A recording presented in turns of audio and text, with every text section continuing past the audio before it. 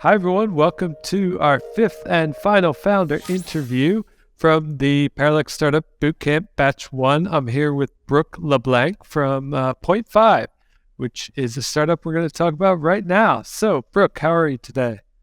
I'm great. How are you? Fantastic. Can you give us a one-line description of Point 5 and what is the idea all about? Yeah, point five is better health for the sober and sober curious.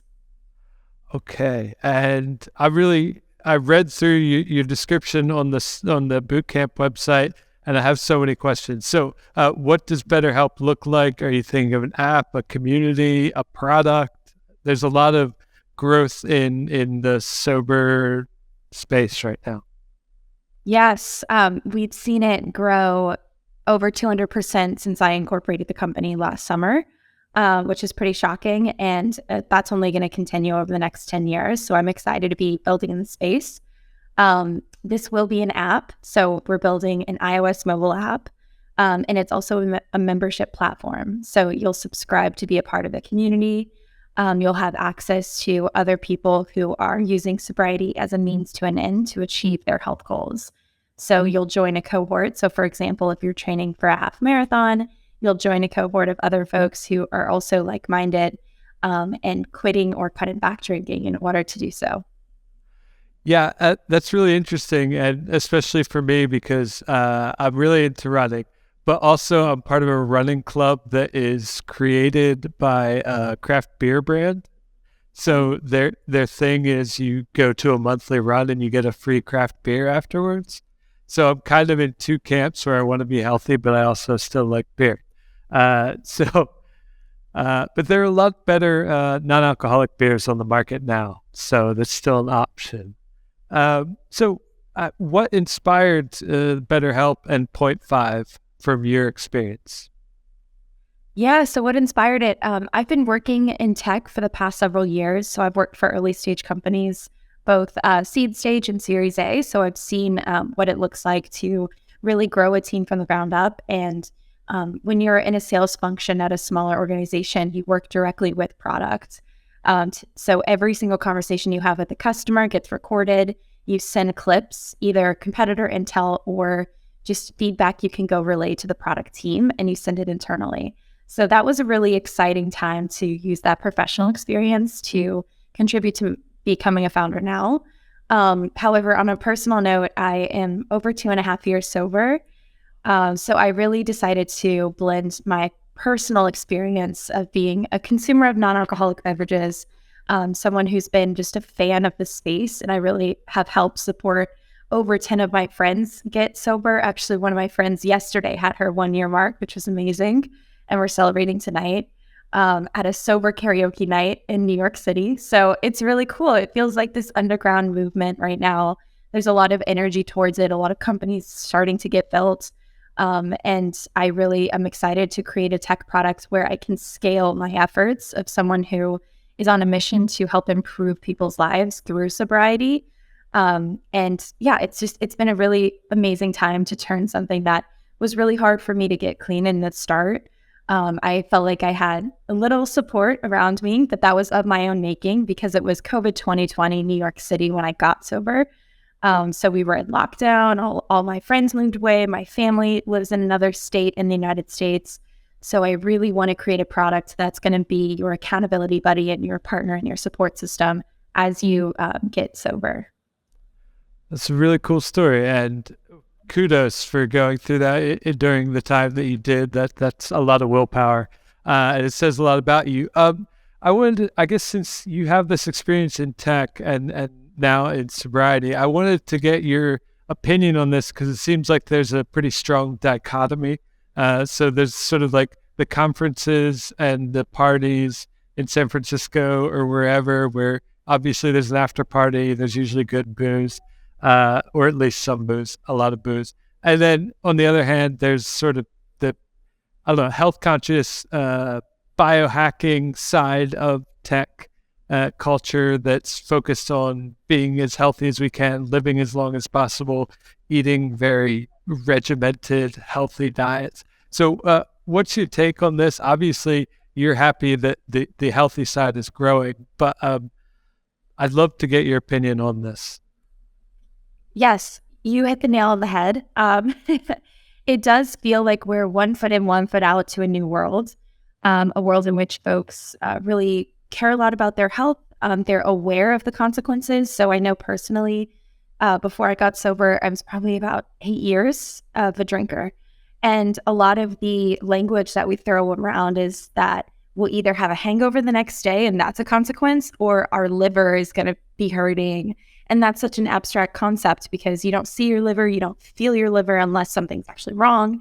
And that's usually something that there's a cognitive dissonance from the point of when you're 20 years old and you open a beer and have a drink to when you have a liver issue and you might be in your 40s or 50s, a little bit more mature in your life.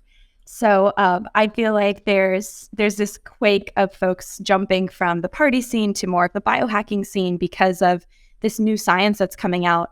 The amount of folks who have come to me about Andrew Huberman's podcast is pretty shocking in the best way possible, because he took 2 hours to break down in a very scientific way, non-biased as much as possible, just what is healthy for your body and what are the true effects of drinking. And this is science that I wish I had, 8 years ago, 10 years ago when I first started drinking. And to your point, in the tech space specifically, there's a meme going around that there's the tech broification of sobriety. So it's now become a trend to be an early adopter of sobriety as if it's a new thing. And listen, I'm all for it because it pushes things in the direction that I want it to push in, which is more awareness over what we're doing to our bodies. I recently had 2 kombuchas with a friend and woke up hungover the next day. I was tired, groggy, and I ran to the cafe to grab a breakfast burrito and couldn't realize that I was nauseous, and then I tracked it back to the kombucha. So it's really shocking when you eliminate all these things from your diet and your lifestyle, and then you go back in some degree because kombucha is 0.5 ABV, hence the name of my company. So it's really fascinating to see what we do to our bodies and why. And one more point with the Andrew Huberman podcast, actually, Mark Andreessen, one of the more powerful, well-known figures in our space, tweeted last week that he had gone sober, and it was because of the Andrew Huberman podcast, and he's toying with the idea. So that's a trend that I'm seeing a lot. A lot of people aren't even adopting the word sober because it feels very binary, like you do everything or you do nothing. And it's very daunting as a young person because I hopefully have another 70 strong years left in my life. And how am I going to commit to something now to say, oh, for the next 70 years, I'm not going to drink? Like that feels very heavy. And so a lot of folks are just saying they're not drinking. And that's what Mark Andreessen explained. He said he had drank, the majority of his life. He loves whiskey. He's not happy about this decision, but he just feels good. So he's just going to go forward with it.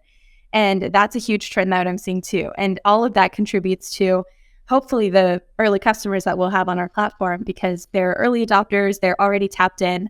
I'm currently wearing a Whoop and an Oura ring on our call right now.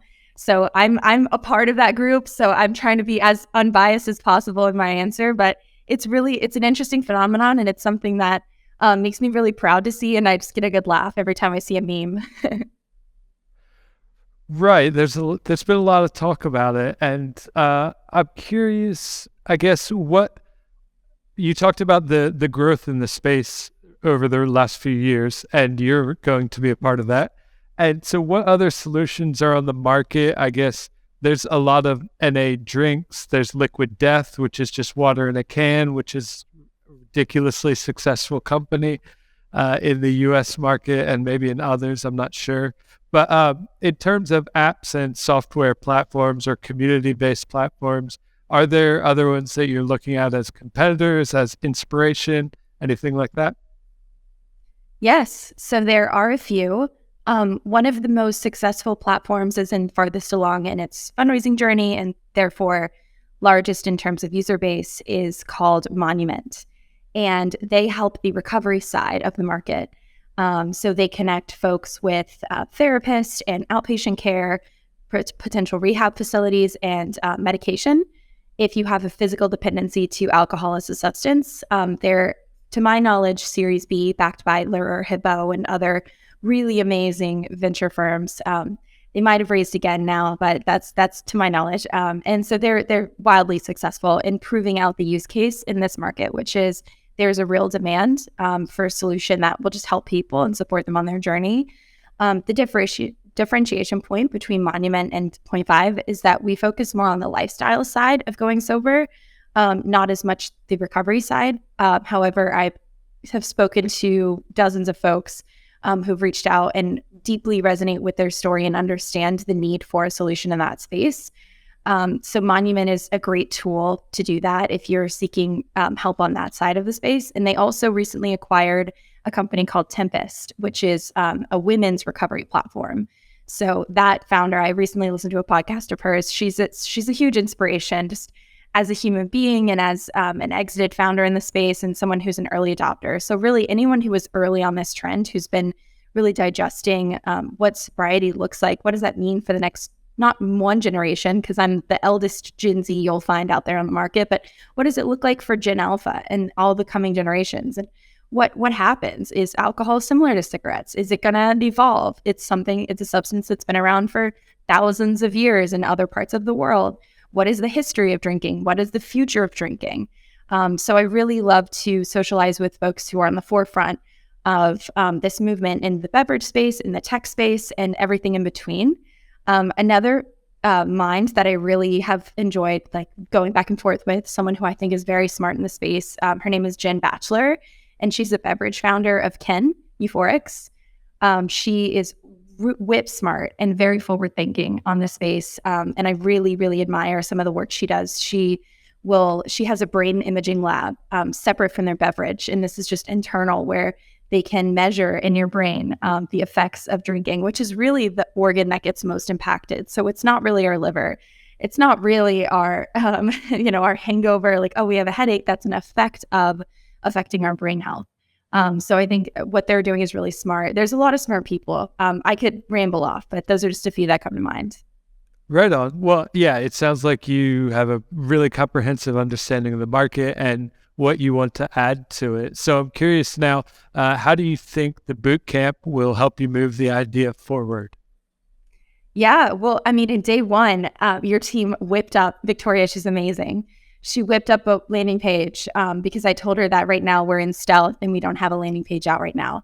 So we're that early, but we're also far along in the sense of being pretty well networked, working on getting our funding pretty soon, which is exciting, and building out our team.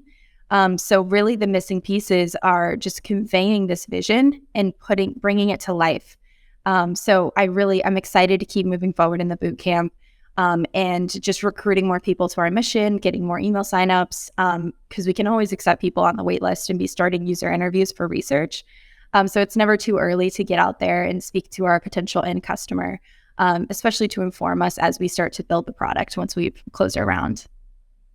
Awesome. Well, that is all the questions I have for today. We'll be back to do hopefully another interview at the end of the boot camp to find out how the 0.5 has moved along and what's next for you as you move along your founder journey. So thank you so much for opening your experience and your idea to us at Paralect and the wider world. Of course. Thank you for having me.